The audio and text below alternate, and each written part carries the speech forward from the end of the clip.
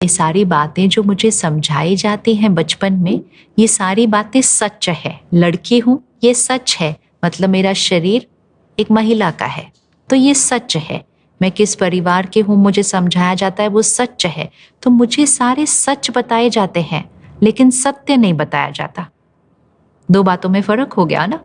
ये सारी चीजें मेरी हैं, ये सच है, लेकिन सत्य नहीं बताया जाता। तो वो सब कुछ जो बाहर मैंने प्राप्त किया, जिसको आपने कहा कि वो जो ईगो है, उसके साथ मेरी अटैचमेंट हो जाती है। जैसे एक सुंदर सी डिब्बी है, उसके ऊपर एक बहुत सुंदर रैपिंग पेपर है, फिर उसके ऊपर एक बहुत सुंदर रिबन है। ये तो सब सच है, लेकिन सत्य ये है कि वो जो हीरा है वो उस डिब्बी के अंदर है।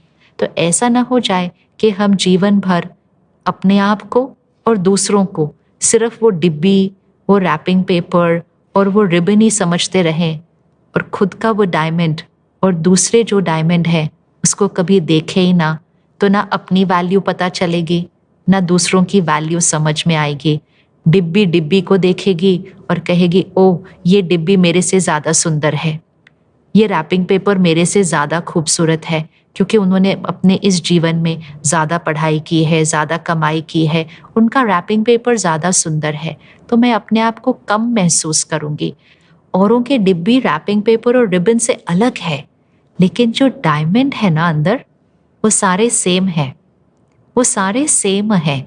वसुदेव कुटुंबकम, हमारे बीच कोई भिन्नता नहीं है। वो तभी आएगी जब हम इस सत्य को जान लेंगे, हम सब एक हैं। बच्चा पैदा होता है और हम सब ने अनुभव किया है कि बच्चे के अंदर कितनी पवित्रता होती है। वो पवित्रता इसलिए होती है क्योंकि उसके पास कोई अहंकार नहीं है, अभी ईगो नहीं है कुछ भी, क्योंकि अभी तक उस बच्चे ने कुछ प्राप्त ही नहीं किया है।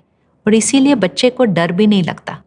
बच्चे का हर एक के साथ व्यवहार एक समान होता है, क्योंकि बच्चे को कुछ चाहिए नहीं, वो भरपूर है अपने उन संस्कारों के अंदर।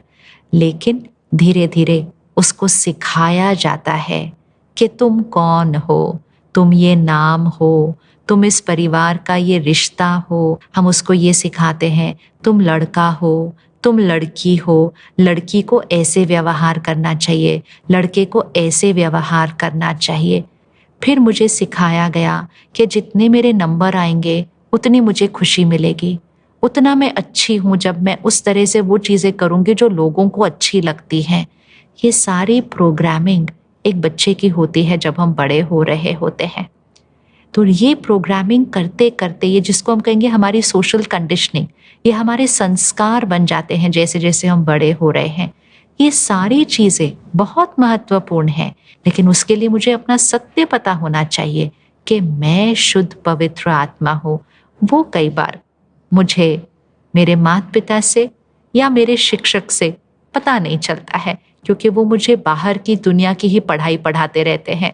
लेकिन मुझे सोचना कैसे है वो शायद नहीं सिखाते हैं, क्योंकि उसके लिए मुझे अपने सत्य परिचय की ज़रूरत होती है।